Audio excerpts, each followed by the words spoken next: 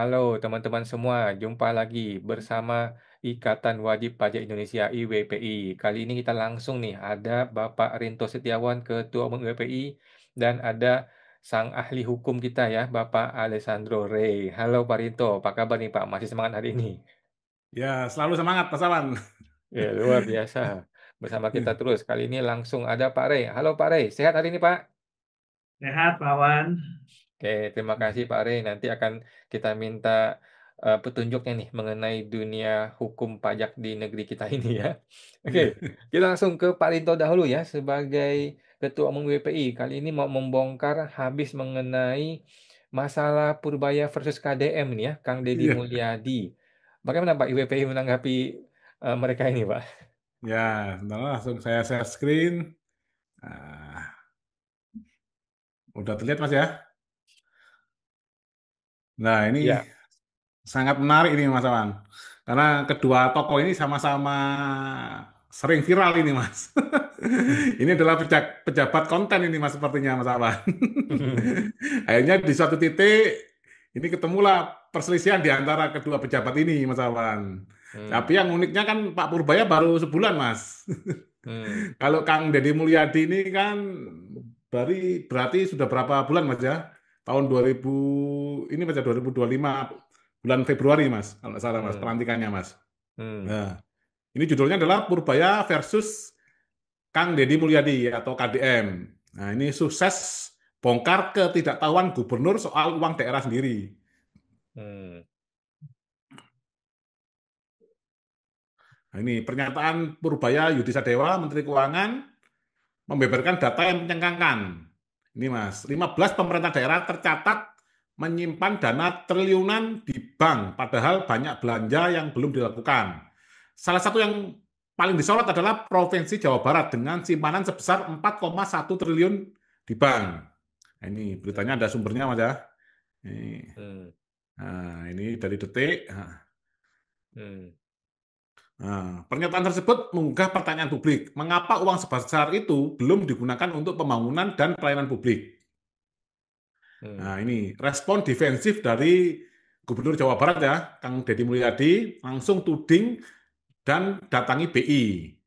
Alih-alih melakukan klarifikasi internal, Gubernur Jawa Barat Deddy Mulyadi memilih langkah aneh.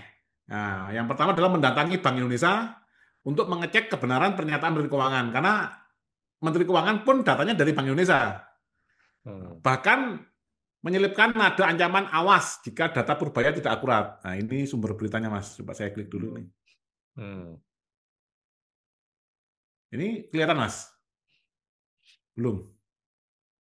Masih yang tadi respon defensif. Ah, Nah, ini Mas ya. Kelihatan ini, Mas ya. Nah, ini beritanya Oke. dari Tribun. Hmm. Deddy Mulyadi datangi BI imbas keterangan Purbaya. Awas ya, ada kata awasnya, Mas. Ya, Nah, ini kelihatan Mas ya, yang tadi. ya. Nah, melangkah lebih jauh. Kang Deddy Mulyadi minta data ke BPK, Mas. Jadi setelah dari BI, beliau malah datang ke BPK, Mas. Belum Hmm. puas dari BI, Kang Deddy Mulyadi juga mendatangi Badan Pemeriksa Keuangan BPK untuk mendapatkan data soal simpanan uang Pemprov Jawa Barat. Hmm. Nah, ini berita. Bentar. Ini saya klik beritanya. Nah, ini Mas. Beritanya ini Mas ya. Hmm. Hujan-hujan ini Mas. Cari tahu duit Pemda ini Mas. Jadi uangnya sendiri dia nggak tahu Mas. Hmm. Nah, selanjutnya, seorang gubernur sebagai pemimpin tertinggi daerah harusnya tahu sendiri posisi keuangan Pemdanya, Mas. Hmm. Tapi KDM malah mencari tahu ke auditor eksternal. Hmm. Nah, dalam hal ini adalah BPK, bukan kepada kepala BPKAD, Badan Pengelola Keuangan dan Aset Daerah atau Bendahara Daerah. Hmm. Analogi, seperti direktur perusahaan yang tidak tahu saldo kas perusahaan sendiri, Hmm. lalu justru menanyakan ke akuntan publik eksternal. Hmm. Nah, IWPI ini bukti sengkarut keuangan Pemda. Ikatan Wajib Pajak Indonesia menyoroti peristiwa ini sebagai bukti lemahnya transparansi dan pengelolaan keuangan di daerah. Yang kedua, lemahnya literasi fiskal para pejabat bahkan setingkat gubernur. Yang ketiga, ketimpangan antara besarnya penerimaan pajak daerah dan realisasi belanjanya. Hmm. efek sistemik kepercayaan publik bisa runtuh. Bentar Mas. Oh ini yang kedua ini Mas. Pertanyaan rakyat atau wajib pajak. Apakah uang PBB, pajak bumi dan bangunan, PKB, pajak kendaraan bermotor, pajak restoran, pajak hotel, langsung masuk ke kas daerah atau masih mampir ke rekening lain yang tidak jelas siapa pemilik atau pengelolanya? Karena ini ada teman yang melakukan pembayaran ini Mas, untuk pajak restoran, itu ternyata dikumpulkan dulu uangnya Mas Awan. Padahal kan kita kalau belanja ke restoran kan dipotong langsung gitu Mas, 10% ya. Tapi itu pembayarannya tuh diakumulasi 1 bulan Mas. Nah itu nanti bayarnya itu ke rekening virtual account yang memang benar narasinya itu memang kepada Badan Pendapatan Daerah. Tapi kan namanya virtual account ini rekening aslinya itu kita nggak tahu Mas. Bisa saja milik perseorangan. Nah, efek sistemik kepercayaan publik bisa runtuh. IWPI menekankan bahwa masalah ini bukan sekedar blunder personal, melainkan cermin dari defisit tata kelola fiskal daerah. Pemicu keraguan publik terhadap pajak daerah, potensi penurunan kepatuhan pajak karena rakyat menilai uangnya tidak digunakan dengan bertanggung jawab. Nah, ini rakyat adalah bos negara. Kalau bos mulai tidak percaya ke anak buahnya, siapa lagi yang bisa dipercaya? Apa yang dilakukan Menteri Purbaya Yudhistira Dewa adalah menunjukkan data faktual, mengajak publik melek fiskal, memberikan tamparan keras kepada pemimpin daerah yang tidak paham keuangannya sendiri. IWPI menyuruhkan saatnya Pemda buka-bukaan soal pengelolaan uang rakyat. Transparansi adalah prasyarat kepercayaan. Pajak rakyat bukan mainan politik. Seperti itu Mas Awan. Berarti Pak Rinto ini mendukung Pak Purbaya nih? Dalam hal ini untuk transparansi keuangan Pemda ini, apa yang dilakukan Pak Purbaya sangat tepat untuk memberikan literasi terkait ini Mas, pengelolaan fiskal oleh pemerintah daerah. Oke, baik. Terima kasih Pak Rinto ya, luar biasa. Kali ini saya mau tanya ke ahli hukum kita nih, Pak Alessandro Rey.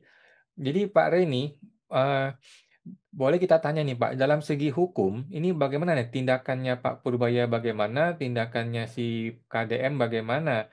Bagaimana sih seharusnya seorang menteri dan gubernur bertindak gitu loh? Apakah tepat dia buka-bukaan begitu, kemudian sharing ke media sosial, pakai kamera dan sebagainya? Bagaimana nih Pak dari sisi pendapat hukumnya nih Pak Rey? Ya, terima kasih Pak Wan. Ini pertanyaannya bagus, luar biasa nih ya. Jadi kalau kita bicara konteks hukum, apa yang disampaikan oleh Pak Menteri Keuangan itu kan sebenarnya ingin menginformasikan bahwa ada dana yang diduga mengendap, ya. Dan harapannya seiring dengan kampanye Pak Menteri Keuangan untuk bisa menggerakkan roda perekonomian, ya, tentunya harus dimaksimalkan dana yang ada, ya, baik itu yang dikelola oleh pemerintah pusat maupun yang dikelola oleh pemerintah daerah, ya, atau Pemda. Nah, kalau kemudian Pak Menteri kemudian men-trigger bahwa ada uang yang diduga mengendap, itu kan sebenarnya informasi yang mau disampaikan, ya. Nah, yang menjadi polemik seperti yang tadi disampaikan oleh IWPI melalui Pak Rinto itu adalah ketika pemimpinnya, gubernur dalam hal ini KDM, tidak mengetahui kan ada dana sebesar itu, ya. Nah, kalau tidak mengetahui ya tentu itu satu persoalan internal kan begitu. Tapi tadi pertanyaannya Pak Awan tadi boleh nggak sih dibuka atau disampaikan, ya? Sebenarnya itu kan masuknya ke domain publik, ya, karena itu kan pertanggungjawaban daripada dana masyarakat, ya.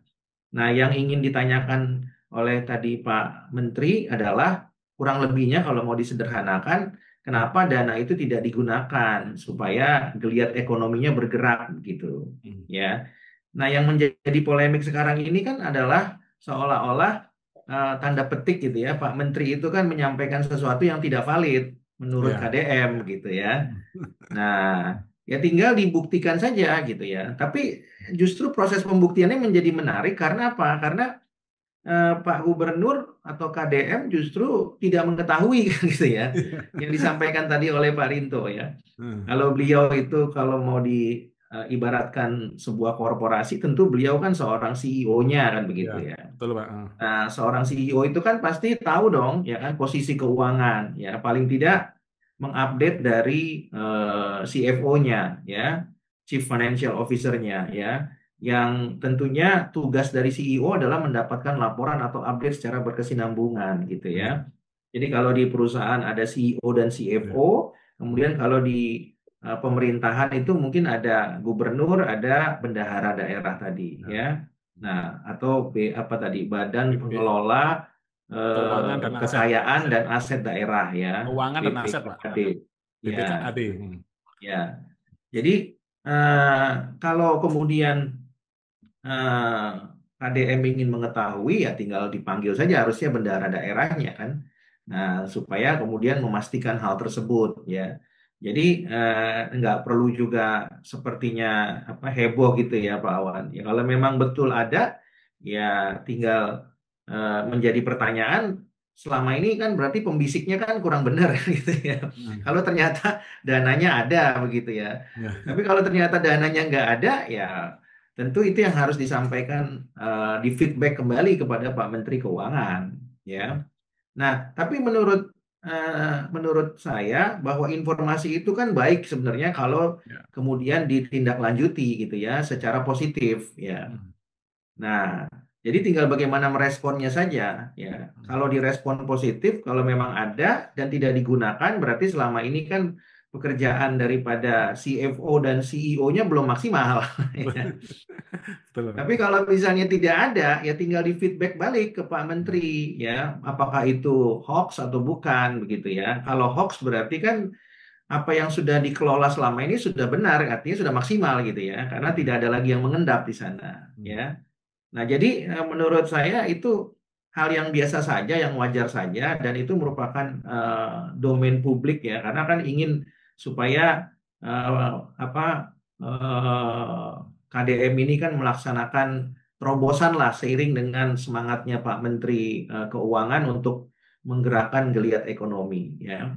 Jadi menurut saya sih hal itu masih dalam koridor yang sah-sah saja begitu ya. Tinggal nanti dibuktikan apakah informasi itu valid atau tidak gitu ya, A1 atau tidak ya. Kalau memang valid berarti ada PR buat pemerintah daerah. Tapi kalau tidak valid berarti di pemerintah pusatnya CFO-nya mungkin kurang maksimal kerjanya gitu ya. Ya, jadi ya tinggal dibuktikan mana yang kurang maksimal di sini ya, supaya kemudian tentu bangsa kita akan mendapatkan manfaatnya ya, bukan sekedar kedua. Tadi Pak Rinto saya pinjem terminologinya mengatakan dua pejabat ini adalah merangkap konten kreator gitu ya. Jadi bukan sekedar apa namanya pertempuran narasi di antara dua pejabat yang tanda petik ingin viral, tapi tujuan akhirnya kan ingin bagaimana mensejahterakan rakyat ya. Itu sih saya pikir ya, Pak Awan ya. Oke, siap. Terima kasih Pak Rinto, makasih Pak Rey ya. Intinya sih kita semua masih netral-netral saja melihat dari kedua sisi. Kalau salah ya kita bilang salah, kalau bagus ya kita bilang bagus. Tapi satu hal yang pasti adalah kita mendukung transparansi. Jangan sampai ada pembicaraan di belakang meja yang diam-diam yang kita tidak ketahui. Baik, terima kasih Pak Rinto, makasih Pak Rey. Kita jumpa lagi Pak di podcast berikutnya. Terima kasih Pak, terima kasih semua. Oke Mas, sama-sama.